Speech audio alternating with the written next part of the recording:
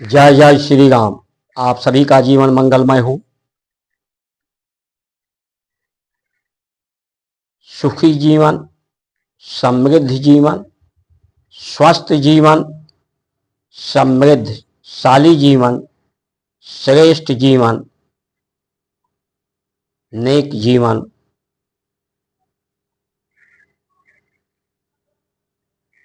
प्राप्त करने के लिए सभी को भारत की संस्कार संस्कृति सनातन धर्म का जो उपदेश है उसे आदेश मानकर उसके अनुशासन में अनुपालन में ही जीवन जीने का अवसर मार्गदर्शन प्राप्त होता है। नहीं तो व्यक्ति एक जीव के रूप में पैदा होता है, जीव जंतु की तरह से पशुवत जीवन नहीं होता है, वो सिर्फ गुजर बसर करता है, दिन काटता है। इसलिए भारत की संस्कार संस्कृति के लिए सबको इसके उत्थान के लिए, पुनर्स्थापना के लिए, पुनरावृत्ति के लिए सबको संगठित होना चाहिए।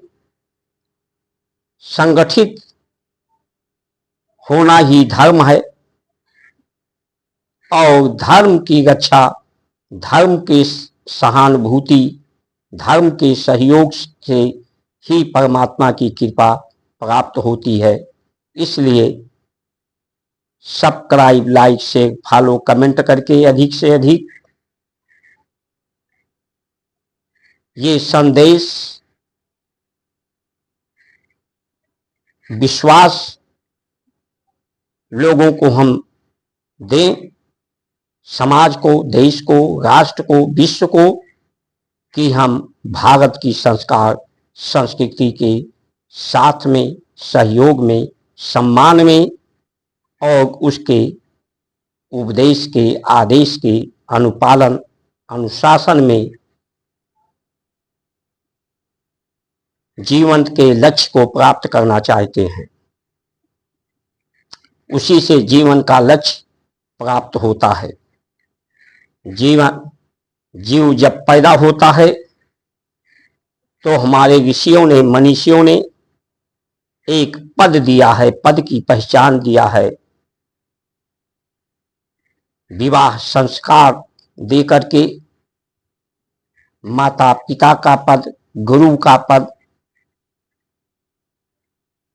पुत्र पुत्री, एक परिवार का निर्माण, राष्ट्र का निर्माण, विश्व का निर्माण, समाज का निर्माण,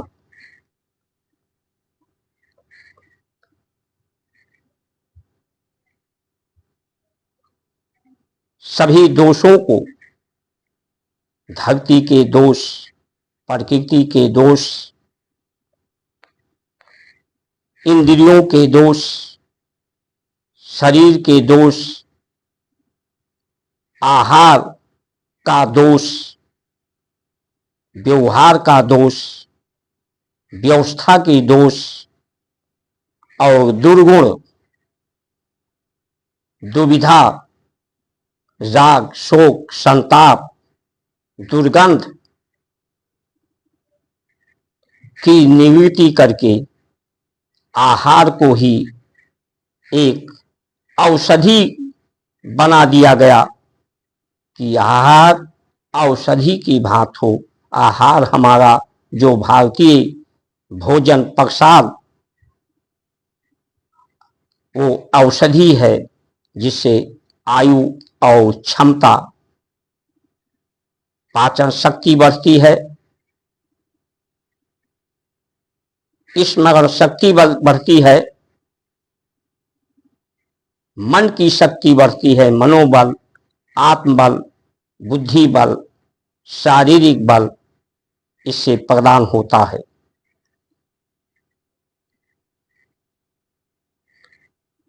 दोष और दुर्गंध को समाप्त करके महानगरों के नगरों के जो दुर्गंध हैं, जो नदियों के रास्ते समुद्र तक पहुंचते हैं, जो सूर्य के उस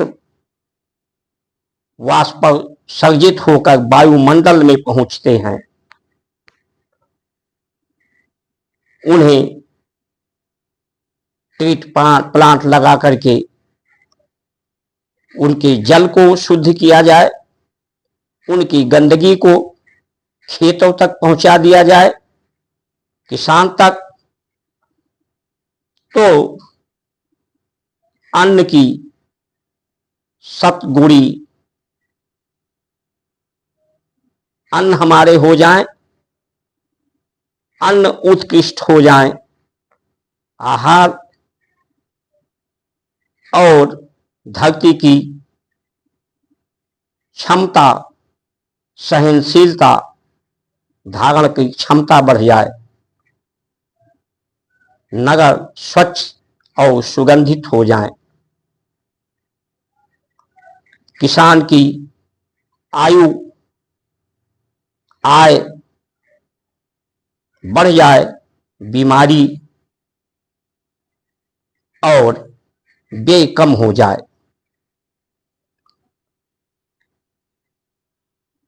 नहीं तो यही गंदगी प्रदूषण फैलाते हैं, धरती प्रकृति को दूषित करते हैं। हमारे यहाँ राम का चरित्र, विभीषण, भरत, शत्रुघ्न, लक्ष्मण का चरित्र जो है, गुरु के द्वारा सदचिंतन देकर उनके उत्तम चरित्र का निर्माण गुरु करता है। जो सदगुरु होता है, जो सत्य के साथ जोड़ता है,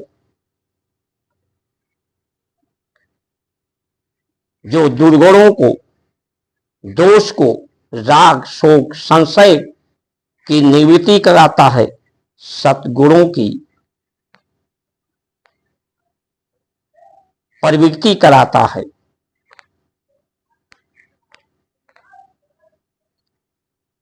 जो दुख संसार में है, संसार के दुख समाप्त हो जाएं तो जीवन नहीं रहेगा, ये संसार नहीं रहेगा, ये सृष्टि नहीं रहेंगे।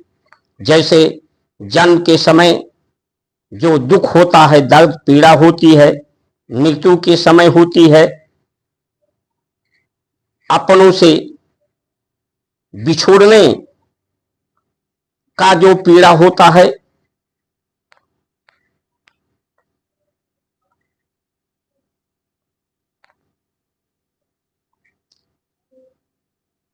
अवस्था से व्यवस्था बदलने पर जो पीड़ा होती है, व्यक्ति जो है अपनी सामर्थ्य शक्ति लगा करके कोई पद प्राप्त करता है, धन सुख सुविधा प्राप्त करता है, लेकिन ऐसी अवस्था आती है कि उसकी उपयोग करने की अवस्था उसकी नहीं रहती। तो ये दुख बिछोह का है।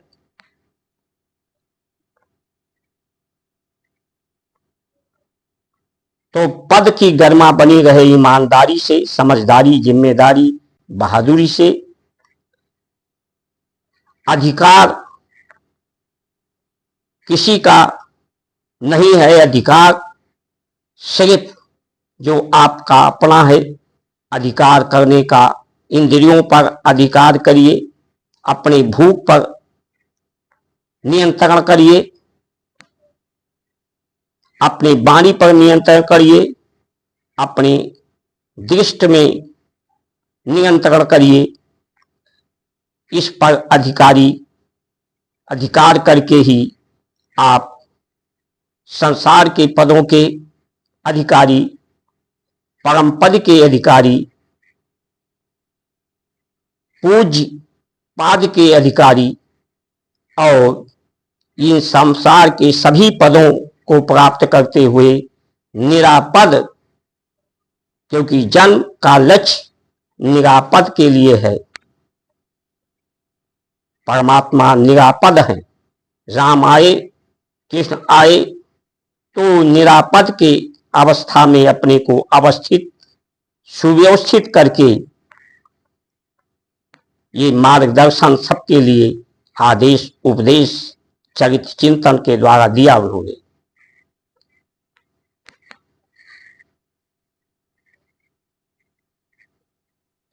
ये भारत की जो परंपरा है, शक्ति, जो ये दुख हैं इन्हें दूर नहीं किया जा सकता। दुख सहने की सहन शक्ति बढ़ाई जा सकती है। ऋतुओं का दुख, जो ऋतुएं बदलती हैं, गर्मी, ठंडी, बरसात, उत्पादन के समय जो श्रम शक्ति लगती है, थकान लगती है, उसका दुख, ये सब दुख संसार में रहेंगे, इनकी निवृत्ति नहीं हो सकती। इनकी निवृत्ति होने से संसार नष्ट हो जाएगा। इनके लिए इन दुखों को सहने की शक्ति हमारी भारत की संस्कार संस्कृति प्रदान करती है।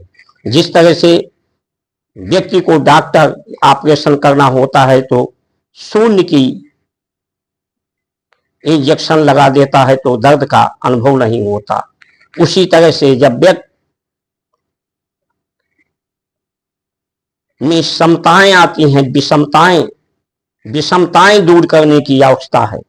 जो विषाक्त है, विषयी है, आहार व्यवहार, उसे शुद्ध करने की आवश्यकता है।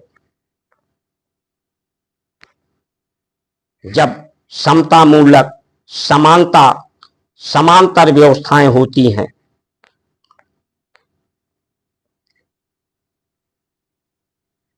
छल छिद्र मोह न भावा, निर्मल मन जन मोहि पावा।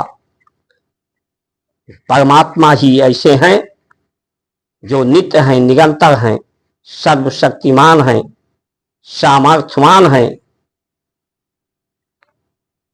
शांति स्वरूप हैं, सुख स्वरूप हैं, आनंद स्वरूप हैं। उनके निज स्वरूप को जानकर, उनके निज स्वरूप में अपने को स्वीकार करते, अज्ञानता के दूर होने पर विद्या वेद के माध्यम से, वेद वही है जो इस संसार विद्यमान है, विदित है, व्याप्त है, प्रदीप्त है।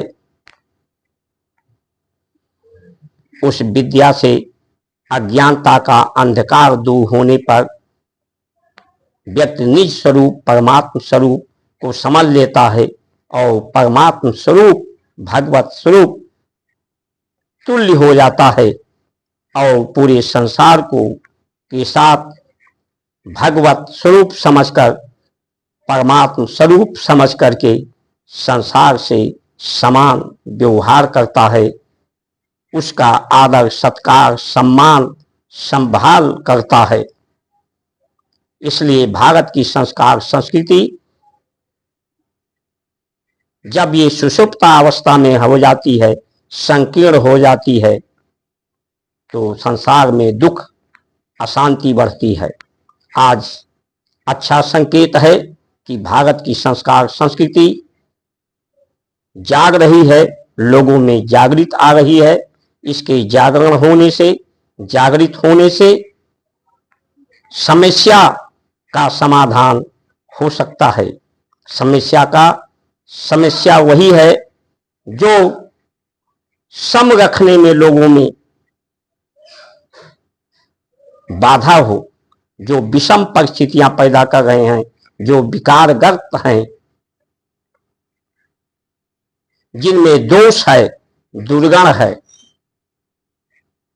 और वो अपनी समझ से, लोगों के समझाने से, उसे समझने को जो तैयार नहीं है, वही दुर्गुणी हैं,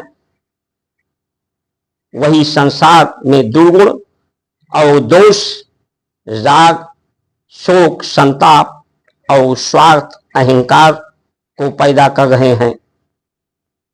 उनके पास जीवन नहीं है, जीवन जीने का अवसर नहीं है, दूसरे के जीवन जीने का अवसर को में वो बाधा है। ऐसी बाधाओं को जो स्वयं जीवन को नहीं समझता, जीवन जीने के लिए तैयार नहीं है, उसके जीवन ज्योति जो मिली है, आयु मिली है, वो प्रदीप्त के लिए और उस उद्देश्य से जब वो परे हो, उस उद्देश्य का पालन न करे तो उसकी जीवन जीवती बुझाने का, जो समझे ना उसे बुझाने का उपदेश आदेश है। इसलिए जो हिंदू हो, चाहे मुसलमान हो, चाहे किसी भी धर्म पंथ के मानने वाले हो, किसी भी देश के रहने वाले हो, सबके लिए भारत की संस्कार संस्कृति मंगलदायक, सुखदायक है, सबको स्वस्थ और निरोग प्रदान करने वाली है। यहाँ निजी अधिकार किसी को है नहीं, निजता है नहीं, निजी किसी का कुछ है नहीं। सबके साथ मिलकर, सबके सहयोग से, परमात्मा की कृपा से ही, कृपा यानी परमात्मा का जो क्रिक है, कृत है, किरण है, आकृति है, जो सकारात्मक ऊर्जा है, और ये संसार नकारात्मक ऊर्जा है, ऋणात्मक धनात्मक संसार को ऋण कहा गया है। इसलिए जो अवशेष और श्रेष्ठ दोनों के जब मिलन होता है, संबंध होता है, संबद्ध होता है, तो संसार की क्रियाएं होती हैं, कर्म होता है। इसलिए जब कर्म सबका संयुक्त है, वायुमंडल प्राण सबका संयुक्त है, धरती संयुक्त है, ब्रह्मांड संयुक्त है, तो सभी के कर्मों का परिणाम फल भी संयुक्त है। सत्कर्म होता है, सुगंध होता है, तो उसका परिणाम सभी को प्राप्त होता है। तन मन सुगंधित होता है, दुर्गंध दोष दुर्गंध पैदा होता है, तो उसका भी परिणाम सबको प्राप्त होता है। इसीलिए किसी को गलती मनमानी करने का, किसी में दोष दुर्गुण ना रहे, कहीं दुर्गंध ना रहे, इसकी व्यवस्था ही भारत की संस्कार संस्कृति है। ऐसे लोगों को ये गलतियां करने की छूट नहीं होनी चाहिए, मनमानी करने का। इसलिए आइए हम सब मिलकर भारत की संस्कार संस्कृति जो निजीकरण की बात नहीं करती, आज जैसे निजीकरण हमारा स्वास्थ्य सेवा हो गया है, अपने निजी सामर्थ्य के अनुसार लोगों को सेवा मिल रही है, स्वास्थ्य की, न्याय की, शिक्षा की।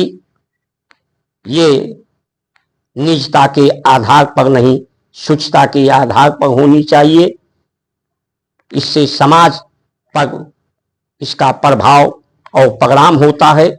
इसलिए शिक्षा विद्या के रूप में परिवर्तित हो, स्वरोजगार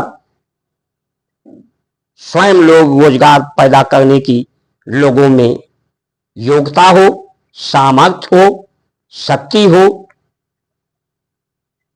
दूसरे लोगों के रोजगार पैदा करने का कि हम तुम्हारे लिए रोजगार पैदा करेंगे, ऐसी आशा ना हो तो निराशा ना हो। स्वयं लोग रोजगार पैदा करें, स्वरोजगार प्राप्त करें, ऐसी विद्या हो जो निःशुल्क हो और स्वास्थ्य व्यवस्था निःशुल्क हो, सुरक्षा व्यवस्था निःशुल्क हो। आज बहुत से लोगों को अपनी सुरक्षा के लिए अपनी व्यवस्था करनी पड़ती है और जो लोग करते हैं वही समाज में हिंसा का कारण बनता है। इसलिए जब भारत की संस्कार संस्कृति का जागृति होगा, पुनः स्थापित होगा, पुनरावृत्ति होगी, तो इतनी न्यायालयों की आवश्यकता नहीं पड़ेगी, इतनी दवा अस्पतालों डॉक्टरों की आवश्यकता नहीं पड़ेगी, इतनी अधिक आंतरिक सुरक्षा बलों की आवश्यकता नहीं पड़ेगी। सब लोग एक दूसरे का सत्कार और सहयोग करेंगे और सुखद जीवन सबका होगा। इन्हीं वचनों के साथ आप सभी का सुमंगल कामना करते हुए जय श्री राम।